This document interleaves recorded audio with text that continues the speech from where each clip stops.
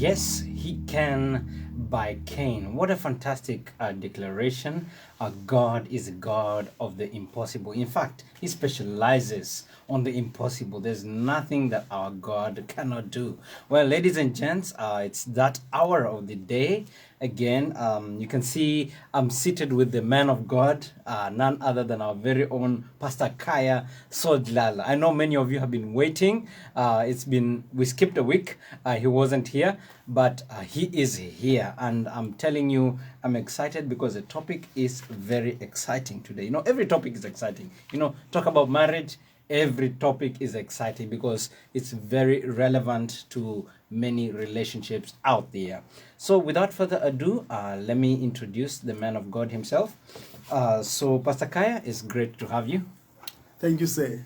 Awesome. So I'll just read his bio quickly. So Khaya C. Sodladla is a designated marriage officer, and he, together with his wife, Zimkita Sodladla, are pastors to His Grace Tabernacle in Port Elizabeth, now called Gqeberha, South Africa.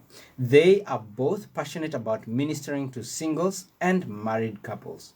Over the years, through the local radio program directed at married couples, they used to host in the small South African frontier town of Aliwal North Christian counseling programs, and through their local church couples ministry, they have impacted and revived many ailing marriages. They are blessed with 3 wonderful children, Gift, Lidwala, and Tando, and they make Port Elizabeth, South Africa, their home. Without further ado, we want to just go straight into it because we are a few minutes late. But I'm telling you, I'm excited. I'm very excited because I know after this session, somebody's marriage would be rescued. So, Pastor, over to you. Thank you, Brother John. It's always a joy and an honor, a great privilege to be here. And would love to take this time and greet all the listeners at home. And I pray that we're all looking forward to the program. It's going to be an exciting one. Yes. Very informative and very needful for those who are married. Let me start by saying apologizing for last week. Last week, as Brother John has said, it's not that we trivialize the program. It's just that, you know, at work we had another program and training that I had to attend. So I could not miss that one. But I'm here today. Absolutely. And I pray that we are excited that we are going to continue and push. Absolutely. Brother John, I think today we are starting a very important program, a very important topic. We are still continuing with the art of building a healthy marriage. We are doing chapter 7 today. I hope and pray that it's been a blessing to you, and to those who are married and to those who are not married. It is a chapter that says the art of counting the cost. You know, I think 2020 and 2021 with the COVID-19, the lockdowns and the shedding of jobs, businesses going down, you know, it has shown us flames in the marriages. And I believe that it's only now starting to really surface the real damage that these last 2 years caused in our marriages. Because all of a sudden right now, the rate of depression, because, you know, at that time we were in the middle of the smoke, in the middle of the fire. You know, the main thing was just to survive. Okay. But now that things are cooling off, that's when we are starting to sit down and take stock. And to some, when they take the stock, it's quite alarming. It's quite depressing. It's quite challenging. And obviously it affects our relationships. It affects a number of things that we do, but it affects us mentally. There are those whom when they look at what they've lost, I mean, what happened in the last 2 years was very unnatural and very unhealthy for one's well-being and sanity. Look, for example, if somebody loses the whole family to COVID-19, and during that time, they're not even given the proper space, the time to mourn or to grieve those who have passed away, because of the way this thing was ugly. Some have lost their jobs unceremoniously. Their plans that they had have gone down the drain. Others have lost businesses. It's been a very trying season, and I think now we're starting to see the effects of it, and it's also affecting the marriages. We are seeing so many marriages right now who are actually under pressure because people have really found themselves living at the limit of their tolerances. Sure. Now, at this stage, one of the things that I'm finding it with many couples is when they are under pressure, one of the things that they want to shed very quickly is marriage. Sure. Sure. Okay. Okay. Because when the ship is rocking, the first thing in mind is to shed the load. To throw things off. To throw things off so that the boat can be a bit lighter. And when you shed the load, you look at the things that you're not going to need the most, the things that are not valuable to you in the long run. And unfortunately, marriage, interestingly, we are finding that marriage is one of the things that people are willing to throw off the boat just to keep their boat of life, standing. And that's very terrible. That is why it's important for us, therefore, as marriage practitioners, to go out and bring up an awareness of the value of marriage. When you talk about the cost speaks to the value.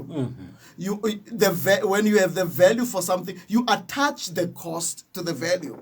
Absolutely. I'll repeat Absolutely. this. Yes. When somebody costs something, I'm a businessman. When I cost my, when I cost my services, when I cost my products, the first thing that I consider is the value of the product. And then from there, I look at the cost of the money I use in order to manufacture or to acquire this product. So I look at the cost first. What is the value? If I therefore go on and decide to sell this product, will the cost that I want to put on it be be proportionate to the value? So if your marriage has lesser value, the cost you attach it will be smaller. As a result, you would think that it's one of those things I can quickly throw off. Exactly. We have two guys here. I think their names is Tando and Maggie.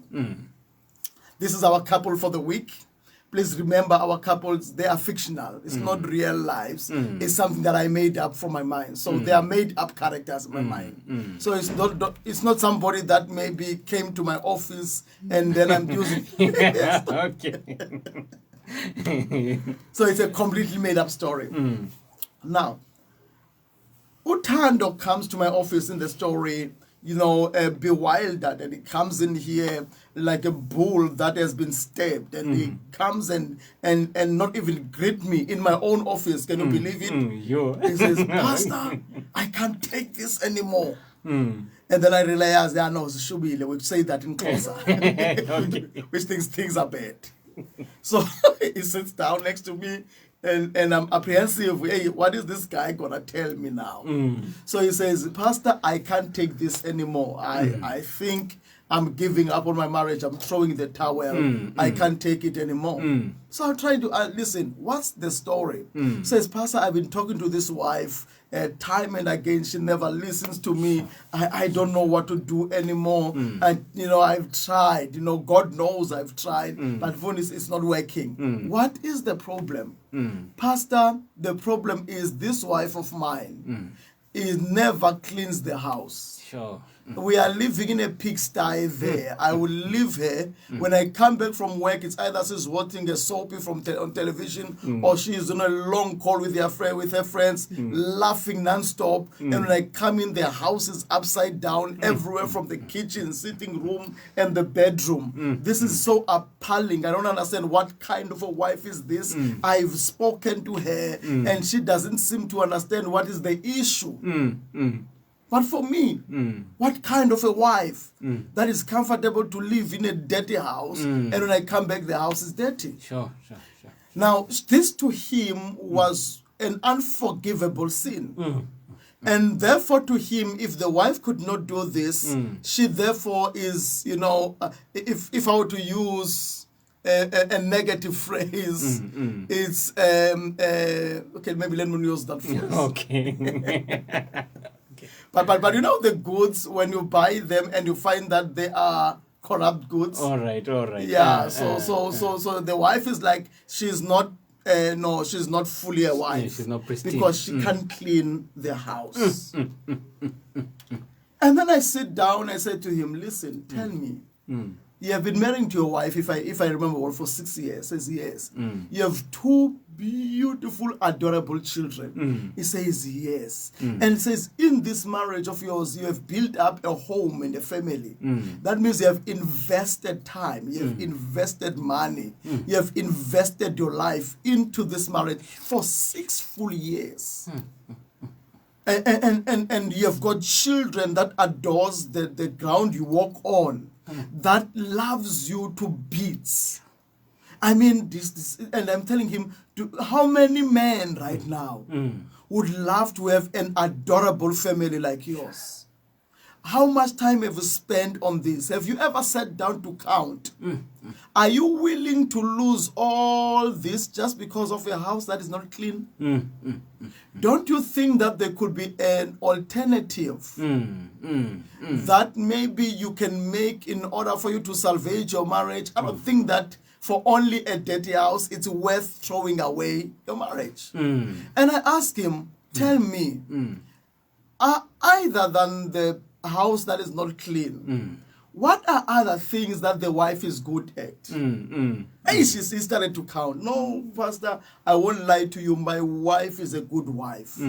My wife is a very good wife, wonderful wife. She wonderful mother, takes good care of our children, cooks very well, and she irons for me, washes them, and I'm never dirty. I'm always speak and spend when I go to work. My wife, and then the list was endless. And then I think while he was saying the list, he came back, he started to smile. Because I waited for it to sink on him. Okay. And then when it hit him, that's when he realized the value. Because what he almost did was to allow the little small thing to overshadow all the good thing that the wife does. You see, the problem with our minds, we have what we call the selective or the deletive ability of the mind, delation. We call it delation in the mind, called the cognitive patterns of the mind that are bad, corrupt ones. Now, the mind has the ability to focus on the negative. Sure. And when it focuses on the negative, it overshadows all the positive. Sure. You hear a wife of maybe 15 years married coming to my office, this one, even 20 or 25, this one, it never ceases to amaze me. Sure. She comes to me and says, Mfundis, in this marriage, I don't know a single day of happiness. Sure. I've never been happy in this marriage. I've been in this marriage from day one. I can't even remember. I say, now, that's a good statement. That's a good phrase. I can't remember. But if you go to their house and look at their album, you see this one smiling with a rabbit smile that goes to the ears with happiness in marriage, but she has never seen a single day. You see her carrying a baby that has just been born, and you see the joy, the happiness, and the tears of joy. Sure. And she says, "I've never seen a day of happiness." You see them with the husband on holiday, husband opening the door for her, and then they enjoy the holiday, and she is in the mood. She has never seen a single day of happiness. And there are so many moments and memories of good times in the marriage, but at that particular moment, because at that moment there is this thing that is troubling them in their marriage, it makes them forget all the good. Sure. So one of the things, therefore, that eats up in your marriage is the previous chapter, the ingratitude factor. When you have something that wants you to give up on your marriage, sit down and count your blessings. Sink down and look, what are the positives? I see this one, but I choose for now to be intentional, to overlook it and look at all. That's what we fail to do. So this man, when I got him to this point of realizing, wow, okay, I almost threw up a good thing here. Sure. Mama Shelley Caesar did the teaching, in her own Shelley Caesar way, that only Shelley Caesar can do. She does a teaching, it's more like almost a song. She tells of how this friend of hers, or how this lady was not born again, was not a believer. And then she decided to receive Christ and become a believer. And she says when she was already here, now things in this, there was a patch. Because let me tell you something, sometimes you go through some patches. Because Peter says, you should be grateful, therefore, when you go through, testing and trials. Because just like the silver and gold is tried, so is our faith. So when God is going to qualify you for another level, sometimes they allow you to go through the exam room. Okay. Exam room. Nobody likes the exam room. So the lady was in the exam room. At that moment, her mind made her forget all the things that God has done for her. And then she sits down and looks at the exam room and forget that an exam is only for a season. To prepare you for the higher next level. So she looks at this and says, I can't take this. When I was not yet as born again, I never had this problem. I never struggled to pay at least my school fees for the children. I never, those little things. And to her, they were so big that God had failed her. But the mistake she made was to say, just before I let go of this God, let me go back to him and thank him. Big mistake. Okay. Because while she was thanking, she started to say, Lord, I thank you. My husband was a drunkard. Our marriage was breaking down. The family was a laughing stock. We were going down. Things were bad. But when you came in, you saved his life. And today we're a dignified family. My husband is a loving father. And say, God, I thank you for I remember my children drank paraffin. And my children were collapsing and dying in front of my eyes. But she says, I knelt down and I prayed. Immediately they vomited the paraffin and they became well. I said, Lord, I thank you. And she started to count the things that God has done for her over the years. And then in the middle of that prayer, of that Thanksgiving prayer, says, wait a minute. I cannot let go now because God has done so much for me. And from that moment, she stood up and said, I am not living this God anymore. Hallelujah. I'm going on. Because if only as married couples we can develop that attitude, that when you feel you can't take it anymore, sit down and count your blessings in this marriage. Sit down and look for intentionally. It's not easy. Intentionally look for the good. Sure. In your marriage. Intentionally look for, you'll be surprised once you are intentional how the good quickly overshadows the bad. And you realize, but no man, this thing I'm not overlooking it, but it's a small thing.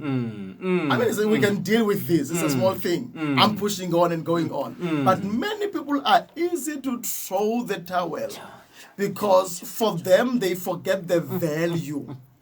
They forget the good part of this person. And guess what? After they divorce, only then, when it's too late, some of them would have remarried by now. Only then do they miss, because even if you marry somebody else, they have, at least Maggie could not clean. But when you get married, you'll get married to somebody who can do the things that Maggie could not, that Maggie could do very well. And you'll start missing it and realize actually it would have been better to stay in a dirty house than not having this person do this, which Maggie was good at. Absolutely. You know. Wow. I normally say this before I go further to the story. I'm transitioning to my next point. You can never judge, or it will be unfair to judge the fish's ability. on its inability to climb a tree. Just like it would be very unfair to judge a monkey on its ability to swim like a fish. I'll repeat this. You can never judge a fish based on its ability to climb a tree like the monkey. Just it will be very unfair to judge a monkey on its ability to swim like a fish. The problem, one of the first things that brings this issue of not counting the cost or devaluing somebody is when you judge somebody based on somebody else's ability. That's their water. They swim well, but if you put them into the climbing of the tree, they will not do well. Absolutely. But the problem is when I look at you, Brother John, and I look at you in the eyes of Brother Neba that I used to know. Are we together? Yes. And if I put a scale, you can never reach that scale. Absolutely.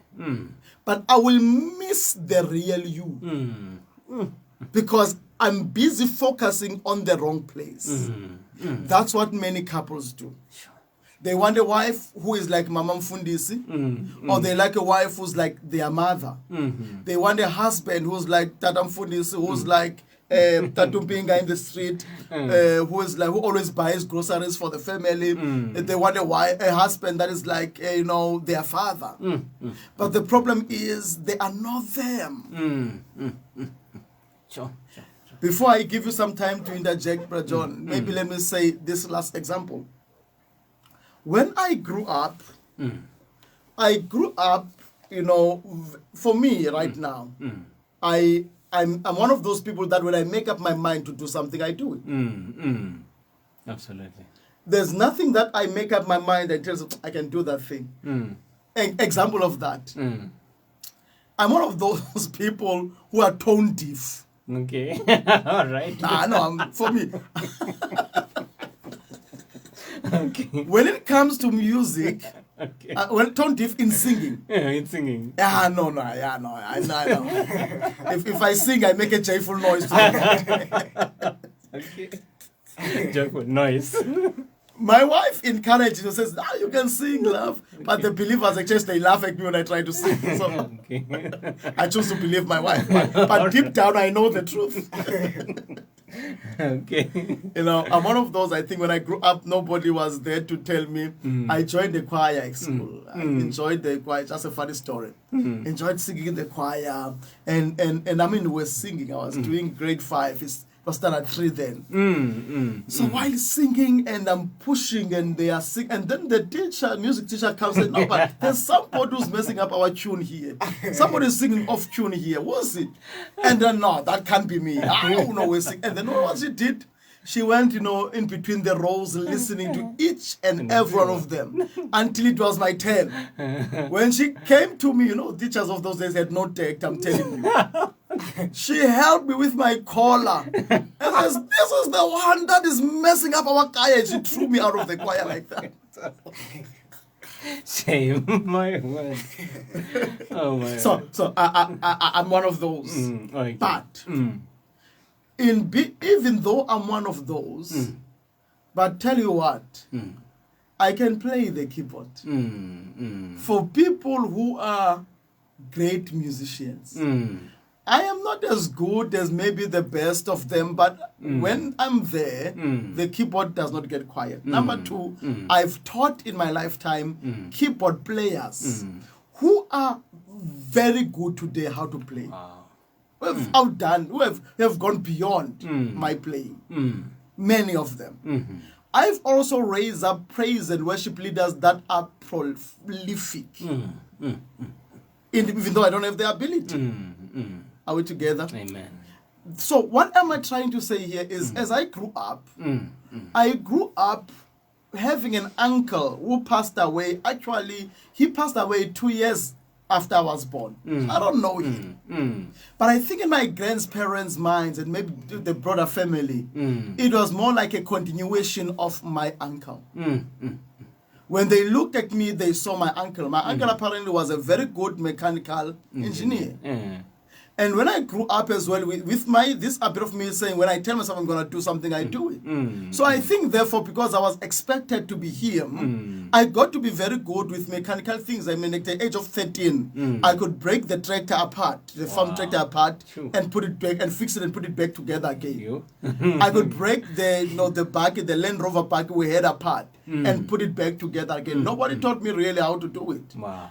There were that big Lister generator. When it was broken, I would break it apart, fix it, and put it back together again. Wow. Where a man that used to go there that was very good, who used to go and fix our things. So whenever I would be there, I would work with him and learn from him. I remember around about that age, the whole farm, the wiring was old. I recubed the whole place. Sure. Nobody told me how. Wow. So I got to be good in it. So as a result, I think that confirmed to them that it's my uncle having come back to life. Okay. Okay. And then after some time, I realized that my life, they would say, Maso Chandile would never do this. Maso Chandile would, I found myself, no man, I'm living in a shadow of somebody else. The good that I am doing, nobody sees it. As long as it does not, identify with Maso Chandile. Living in a shadow, especially somebody who has passed away, can be very painful. It was only later on that, it kept, because they always portrayed the good part. They deleted the bad part of his life. Whenever I heard story, I always heard about the good part. But later on, it kept on, getting out. But no, hey, this man, he used to drink. He used to do this. I said, no, man. I am not doing those things. I'm not drinking. There are things that I'm doing better than as I'm hearing, as I'm growing. Until I sat down with them and said, please, would you allow me to be myself? Wow. Because right now, I feel as if, even if I'm trying to do good, you can't appreciate me because you are looking. That can be very frustrating. Now, I can't imagine when a husband or a spouse is living under a shadow of somebody else. Because whatever they try to do or not to do, that will not be seen as long as they are trying to recreate this person in this person. Wow. Wow. And the examples of such a recreation, it's your mother or your father. Let me tell about the story of Tando's mother and Maggie's mother, so that you can understand where they are coming from, which we had to deal with. Tando's mother, Tando grew up in a family that was very small. Actually, he was the only child in his family. So the mother, was she did not need to go and find somebody to help in the house. And because she was affording, she was always there in the house. The father was working. They were doing very well in Tando's home. So the mother kept the house spec and spin because she could afford, she could afford that. But on the other side, on Maggie's family, there were 6 of them, children. And Maggie's mother had to make means because she was the only breadwinner. The father ran away. He went buying bread and never came back. Maybe when he was coming back with one bread, she thought, for 6 children, this bread is too small. So he ran away with the bread and never came back. Now, you can imagine when you have children, you get to be tolerant at some point. You're not very much concerned with how clean the house is. Of course, you want it to be clean, but you can't always keep the house spick and span when you have got 6 children you're raising. Absolutely. So, and secondly, the mother is always busy. So the children, as they grew up, they had to learn quickly how to help the mother take care of the house. So everybody in the house, boys and girls, they pitched in to help because everybody had duties and responsibilities. One of those was for everyone to clean the house, and the mother never cleaned the house except when she did spring cleaning. Sure. And everybody else had to. So in Maggie's mind, a mother is not the responsibility of the mother to clean up the house. It's the responsibility of everyone in the house. So in a mindset, it's not really in her culture, in her mind, in her, in a set, in a wiring to be the mother who cleans the house. That's why she does not understand. It does not really get into her mind when this man is feeling that she, as the mother, has got to clean the house. It does not come natural because for her, the model she had of a mother never really cleaned the house, except when it's spring cleaning, which she did. On Tando's wiring, a mother cleans the house. No help from the father, no help from the children. She cleans the house and she keeps the house spick and span. I mean, if there's only one child, all you need to do is to discipline that child, one child, not to throw things around, and then they get used to that culture easily. So this is the problem. No, she's comparing Maggie's mother, or she's comparing Maggie to his mother, and that's where the problem is. So all I did with him was to open up his mind to this, and also to say, instead of losing the whole marriage, why don't you make a plan? Because your wife is good in any other thing. If you take away, listen, people are like this, you can't be good in everything. Absolutely. If you are not good in this area, you are good in the other. If I want to replace and make you good here, I will have to compromise somewhere else. Absolutely. And God knew that you can live without this, but this one you cannot. Absolutely. So you gentlemen who are not married, when you get married, you might not get everything, but look for the best and celebrate it. Absolutely. Wow. So I said to him, make a plan. Why don't you make a plan? For example, you can get somebody, actually I got that from him. Why don't you get somebody who can come every week to clean the house on your behalf? You are helping if you as a husband can help her, why don't you at least get somebody to come to the house and help you clean the house once or twice a week, and your wife just maintains? And says, if you do that, you'll preserve the sanity and the peace in your marriage.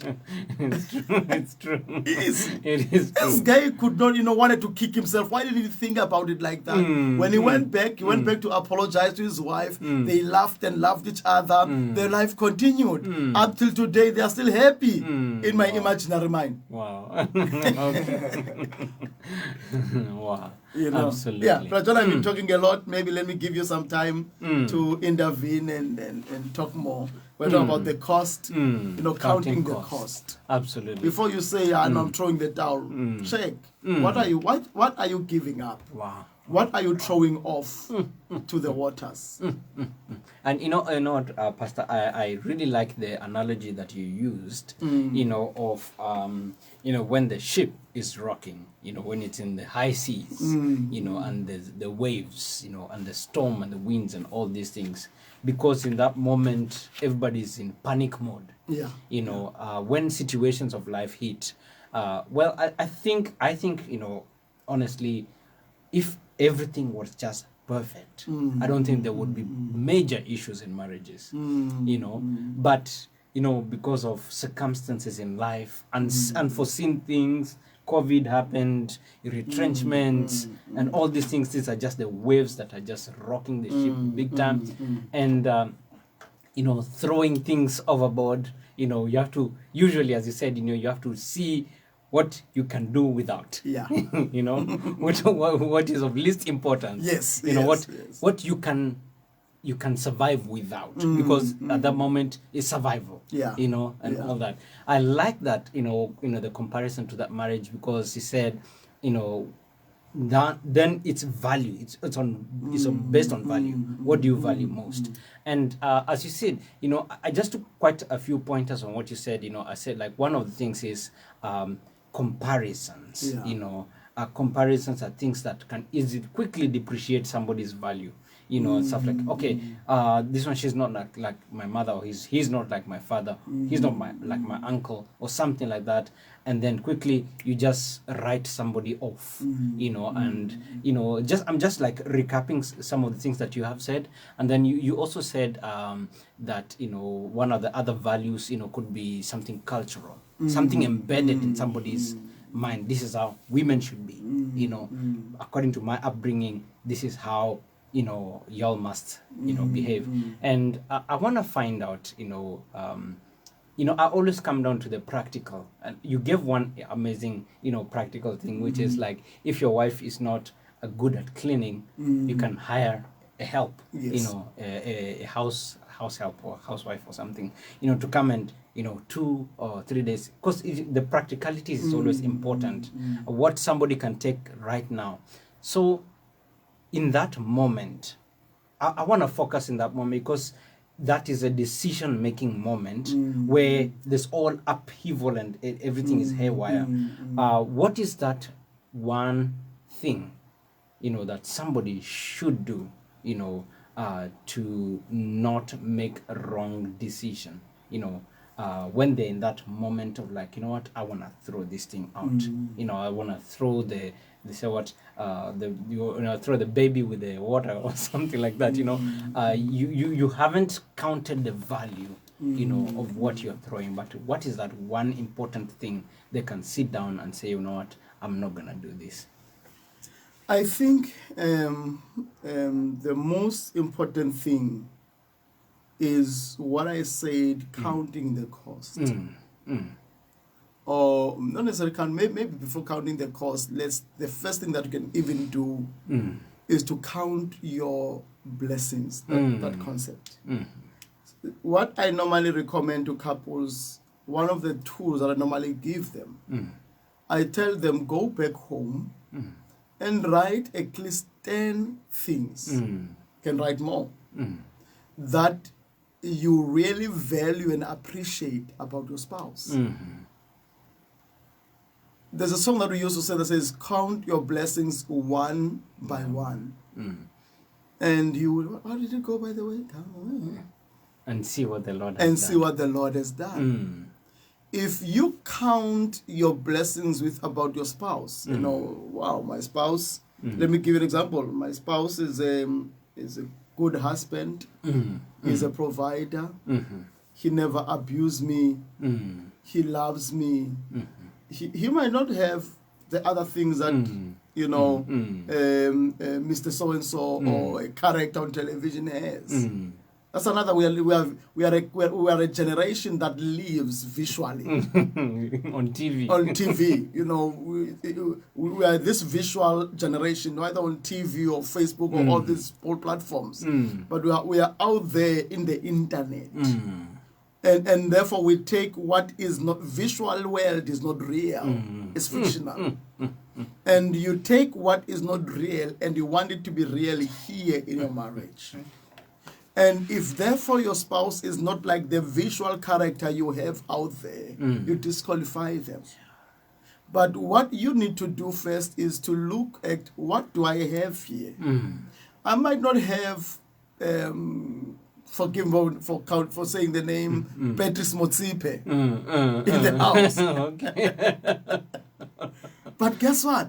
I chose him. I Ketile. I said, I'm marrying this one, not Patrice. So let Patrice stay, because you don't know. You don't know what is Patrice Motsipe's wife crying about. So because you see, the other issue is, like we talk about gratitude. When you appreciate the value that you have, the value appreciates. Absolutely. When you look at the person you are married to, whether your wife or husband, when you look at them and celebrate them, you are bringing the best out of them. You are getting this? Absolutely. I normally say this. The reason that I'm here today and you say, wow, all right, it's because there's a wife out there who believes so much about me. When I go back home, I'm gonna wait. I mean, I'm gonna go back when we finish here. I'm going straight home. The first thing I will hear, believe me, he'll be with me. When I get back home, she'll say, "Oh, the program was super today." Absolutely. When she says that, I say, "I can't wait for the next one. I'm gonna be even better." Because somebody believes in me. When your spouse believes in you, it makes you become the best in who you are. So if we can learn to celebrate and appreciate what your spouses are doing good, you will be amazed at how they will become better in that. And they will, even when they know that you appreciate them for who they are, they are not, you will find them making means, even in the area they are not good in, because now they are secured. Absolutely. One of the reasons that something in us rebels when I feel as if you are making me somebody I'm not, and as a result I shut off in that area. Sure. But when I feel I have no pressure to try and prove to be somebody else, but I know you'd love me to do this, it's easier to do this, not because I'm trying to prove you that I'm so and so. I'm doing this because I'm just doing it out of my heart. And when I do it, you will appreciate it, because you know that's not really my strength.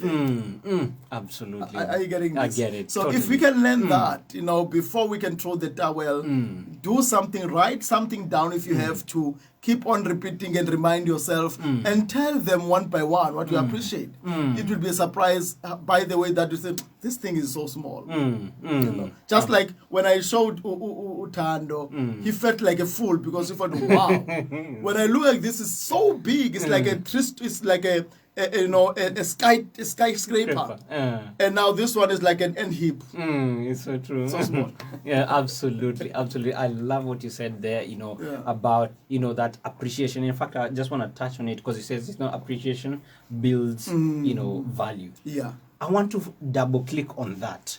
What are some things? Because we are talking about, this is value based. The conversation all the time we have seen, I think the most underlying factor here is value. Because you will not throw away something that you value. Exactly. And we know that, something that costs you, you will throw away something, but you will not throw away a Rolex watch, because you know that cost you. It cost you an arm and a leg, So I want to find out, Pastor, what are some of those things you can do in your marriage that can build value in the marriage? Because it is those things that, I cannot throw this away. I've either invested so much, or, this is the mother of my children. My future is here. Everything is here. I cannot. What are some of those value things? You said one of the things is like continuously appreciating somebody, not comparing, them to, somebody else. What are some other things that somebody can pick up, like, to build value in their current marriage? John, there are so many of them. We can't cover all of them in this show. But I'm just going to mention one. Memories. Memories. Yeah, memories. Memories are the greatest valuable asset of any marriage. If you want your marriage to be valuable, create memories. Wow. Be intentional about creating them. Take holidays. Enjoy. Take times that in your mind they get etched. When you think about your marriage, you think about the good times you had. That's the best value that you can put into your marriage. Those laughing moments. When you even want to throw the towel, those moments comes to your mind. Those have, and your mind is easy to pick up on those. Yes. Because those were moments that were, those are experiences that you need to attach to marriage. So you've therefore got to be careful what memories are you attaching to your marriage. Wow. If your mind, when it tries to go to the vault of memories, it comes back with ugly memories of you arguing, ugly moments of you fighting, ugly moments of... Then if those memories overpowers the good ones, it's going to be easy to throw them away. Wow. But if you invest money, if you invest time, sometimes I don't even need that much money. Creating moments within the home. You can do something, you can have a game day in your home, where you just have time to have fun. Create those, and if you have those, that's a value. And sometimes if you want to build something of value, you've got to be willing to spend on it. Sacrifice for it. Those holidays, I want to really impress on the couples and the families. Do invest in them. Because when your marriage is going through the rocks, those memories are the greatest valuable asset that you can think of. Absolutely. You know, Rajon, while we wrap up, I want to just maybe cover 2 or more things that normally makes the marriage value or the costs not to be really that valuable. The number 2 thing that I want us to look at, it is the issue of, it is a loyalty issue. We are a generation that have got loyalty issues. I mean, we struggle with loyalty issues in this generation. If something does not work, throw it away. Why do you think that today? I mean, when I grew up, I'm still young. It was my birthday yesterday, so whenever when you get to a particular age, whenever you say birthday, others are celebrating, but you knew there's something that is getting concerned here. Yeah, no, this lift is going up and not going down anymore.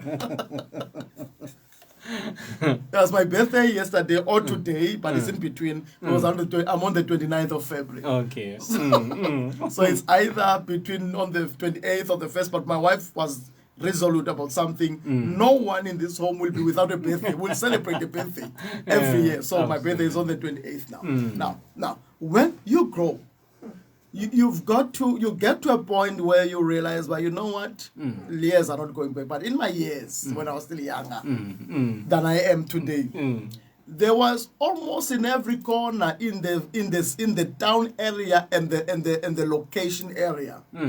There was always a shoemaker somewhere. You never had to look very far. There were stands of shoemakers everywhere because people used to take their shoes in for repairs. But today, what happened to those shoemakers? Does that mean that the shoes of today are not breaking anymore? Not at all. They do. They do. But we are in a generation that says, if it's broken, throw it away and buy another one. We had watch, you know, people that used to repair watches. But today, where do you see those? It's very rare to find them anymore. Because when it's broken, throw it away. Buy another one. Our cars that we drive, we are being conditioned. You see this thing of the service plan. It's a trap. Okay. It looks nice, but it's a nice trap. Okay. Because it says, after so many years, when the service plan finishes, you have now to go to pop money out of your pocket and pay ridiculous amounts of money to service the car. Sure. And nobody wants to do that. So the plan is once the car is service plan finishes, and then you don't want the burden of keeping on fixing an old car. You trade it in and buy another one, because if it shows any signs of giving you problems, get rid of it and get a new one that is now still in a good condition. Wow. So everywhere you look, that mentality that says, if it's not working, throw it away. If it's not working, get rid of it, get another one. Don't fix it, get another one. This is the mentality that we have brought into marriage. Sure. Because our minds are wired with that mentality that says, if it's not working, throw it away. In marriages, the rate of divorce is so high. Because people have the mentality that says, if there's just a little problem, that could easily be fixed. But because in their minds, they feel that there's still so much choice out there. There are new cars out there. They don't know that these cars are already second hands themselves. Okay. I'm sorry to use that analogy, but what I'm trying to say is, when you get married to somebody, it's better the person that you have invested your life in, because there's been at least some tuning that has taken place. But to go and start again after so many years, and you're going to start from scratch. But let me tell you something. When people are not yet married, I've never seen such good actors. Because we give each other what we want, we are very good advertisers. we give you an impression that we are perfect, but we're not. Now I do premarital counseling. One of the things that I normally look at and say, I enjoy this. I see the lady when she comes to my office, the way she laughs, I like being fun. When we do counseling, I try to create a space that is fun and humor. So they enjoy it. So I see the lady when they laugh, they and I know this one. if this fiancé was not here, I would love to see when she laughs. Because most of them, they laugh as if they're coming down a mountain. But when the guy is here, they change the way they laugh. And the guy, when you talk to him, you can say this guy is working very hard to contain himself, because he's got to show this picture of this macho man. But the problem is that's not who they are. Your wife, your husband, this is who I'm married to. Are you? And there were things that surprised you as well when you got married. But over time, at least you have worked out on those. So you want to leave this one and go and start from scratch? Because you're feeling that, I know this one is broken here. Let me go and get another one. Remember, the one you are getting might even be worse. So what I'm trying to say here to you is, that's another thing that hits the value of our marriage. Because we think there's somebody else out there who's better than this one. If this marriage has got an issue that needs to be worked out, I'm not willing to spend that time. I don't have time for that. I just want to throw it away and get another one. And that is what is hitting our generation today. That's why our divorce courts are so full. It is because of that. Thirdly, so the first issue is, those are loyalty issues. Memories, loyalty. Yeah, loyalty issues. For example, look at our buying, the mall mentality when it comes to this issue of loyalty has hurt us. Because the mall concept is to bring the choice of everything here. Spoiled for choice. Spoiled for choice. In almost every mall, there's what is called food court. Absolutely. I love my food. I can get to the mall. I might not notice the the clothing shop. So actually, the clothing shops, they frustrate me. I don't want to get out. Rather, my wife goes and buy for me. Brilliant thing. The believers from church, I love those people. They spoiled me. They gave me a beautiful voucher. I mean, it's a good voucher for clothes. Wow. And the moment it came, guess what I did? I gave it over to my wife. Because for me, when I go to the mall, I don't mind that. But if it was a food voucher. Personally. No. So the first thing I notice in the mall is the food court. When you get to the food court, I mean, this is all food. You find almost 20 food shops in one place. Different franchises of food shops, of restaurants. You get in there, you look around and your head spin. You have got to consult with your taste buds. What do you feel like today? And the taste buds start debating. Do I feel like and then he starts saying, which one do you like? This one, that one, or that one? There was a game that was a piggy maperane. Which one? So you get spoiled for choice. And therefore we have even clothing, every furniture. You get to a mall. In the mall, you are not loyal to one shop. You are loyal to what you feel like at that particular moment. And this has even filtered even to churches. Wow. You find that many believers are not even loyal in churches, which is not good. Because this believer now, if the pastor here today is preaching very nice message, they will flock. But the moment he preaches a message that is not appealing to them, and they will run away. That's what happened to Jesus. He gave them fish and bread the other day. The following day, he's talking about him being the bread of life. Everybody left him. So in marriage, we have the same problem of being spoiled for choice. Because we feel like, you always compare your wife, you always compare your husband, and you feel as if you have gotten a raw deal because they don't have that thing that you see in that one. And they have to forget the thing that he or she has. Wow. So that's the second one, is the loyalty issues. Number 3, maybe because of time for today, it will be the last one. The third one is the inability to comprehend the pain that divorce causes. The pain of divorce have been so trivialized because the people that will look are trying to show a brave face that says the decision I made, I'm okay with it. But you don't know what they're going through when the cameras are off. We have mostly looked up to celebrities and they do divorce, believe me. And we look at how glamorous they make life seem to be even after divorce. But those people are pretending they have become, because they are actors. They have learned how to show a facade, a face. But divorce is the most painful thing that one can think of. I have seen people who divorce whose lives and livelihood has never been the same.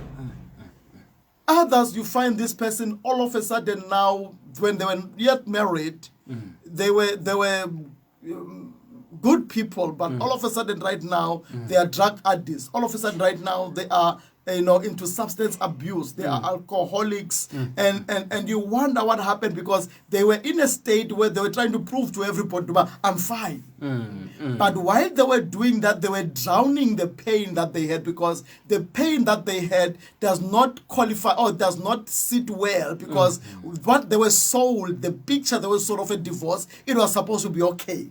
But now they can't understand, why is it so painful all of a sudden when I was told that to be divorced is okay, is a good solution out. It's never a good solution out. So divorce is so painful, to see somebody that you have given your life to love, and you see them, you are separated to them like that, and then you have to try and live your life without them. Worse, when you see them continue with their lives, it's not the best of things.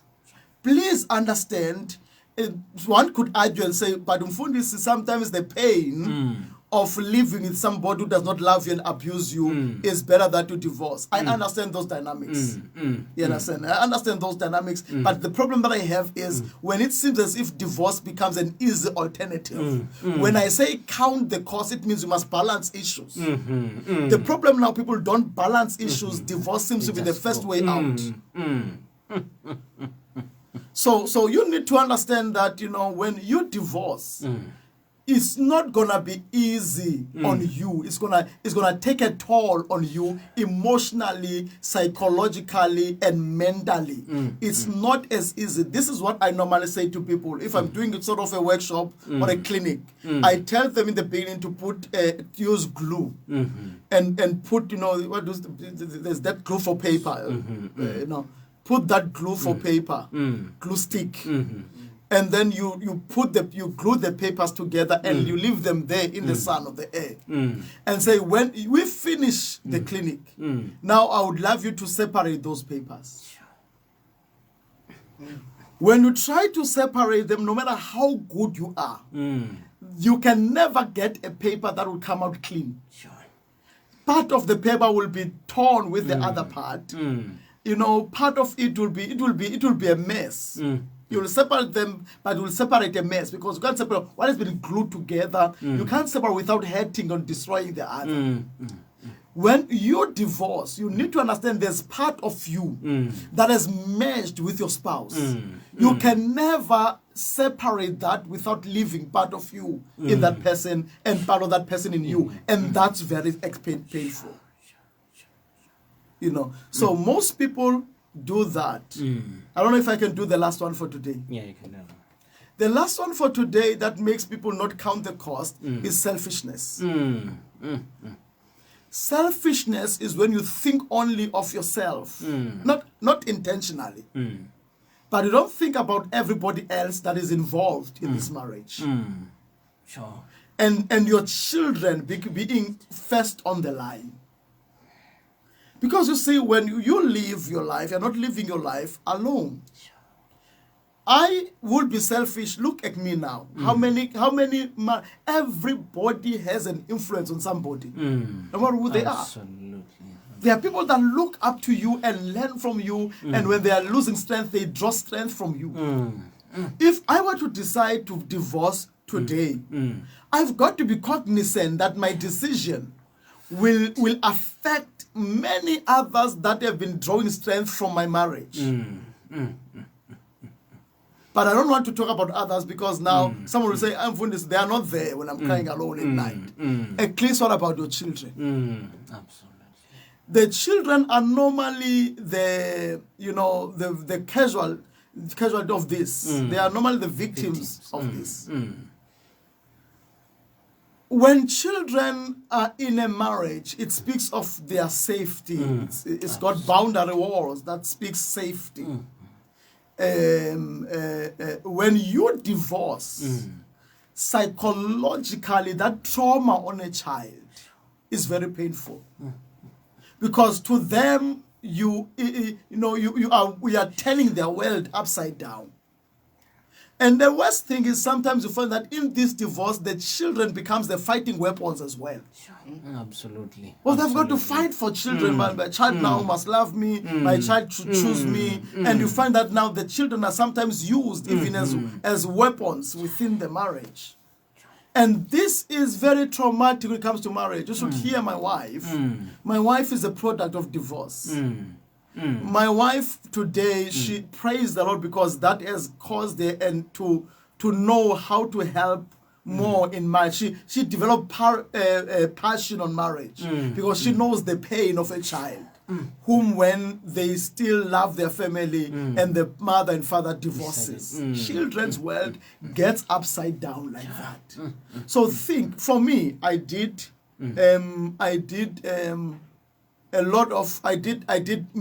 prison ministry. I used to go there. We used to have counseling one-on-one, sometimes with the inmates.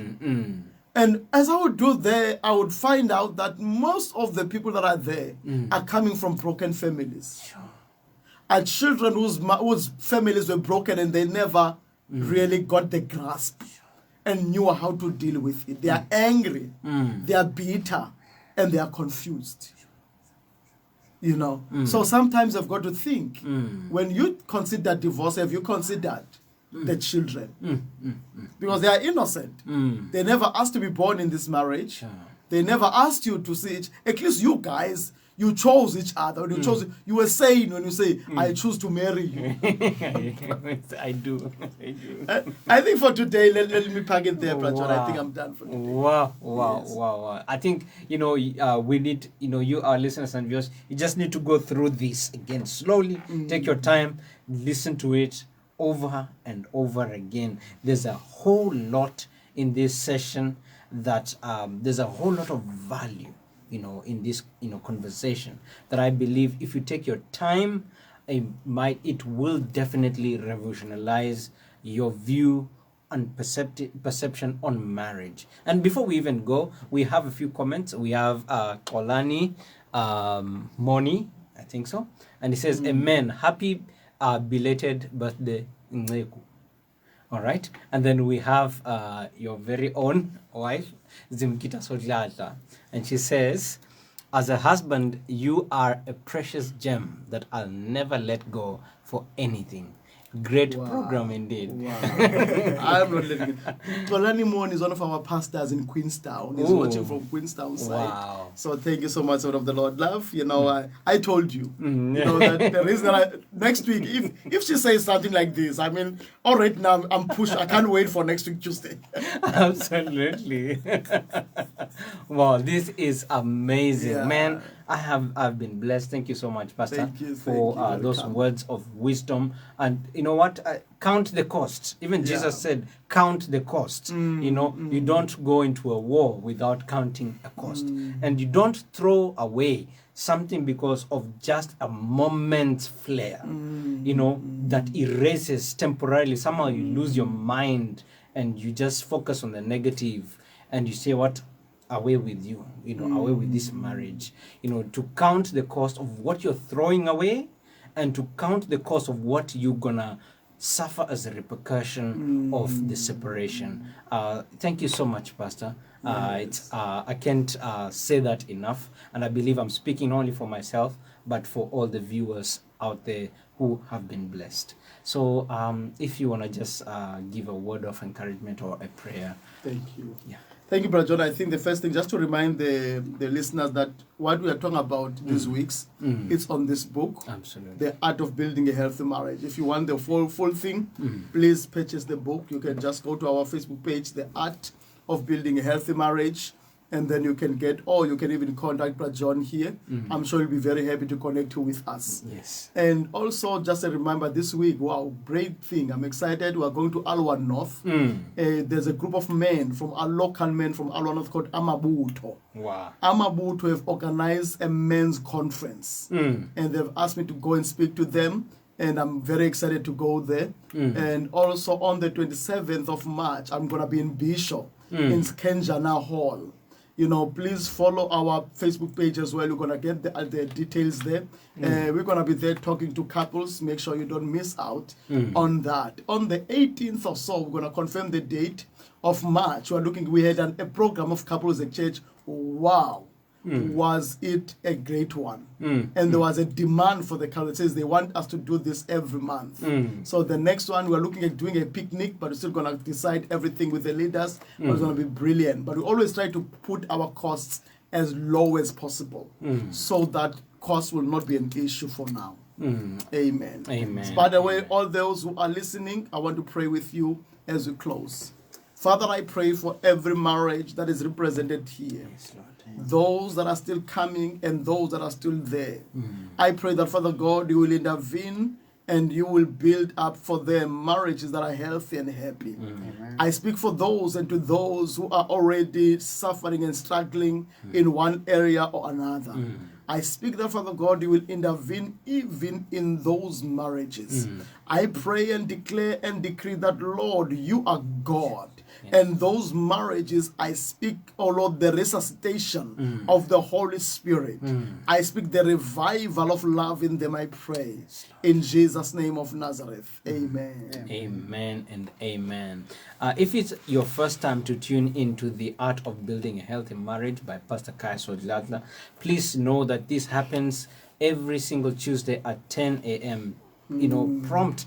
Tune in at exactly 10 a.m. every single Tuesday to receive this power-packed, word value-based conversation that will definitely revolutionize your view on marriage and might just be that catalyst to take your marriage to the next level. Tune in every Tuesday. It's me, your host, John.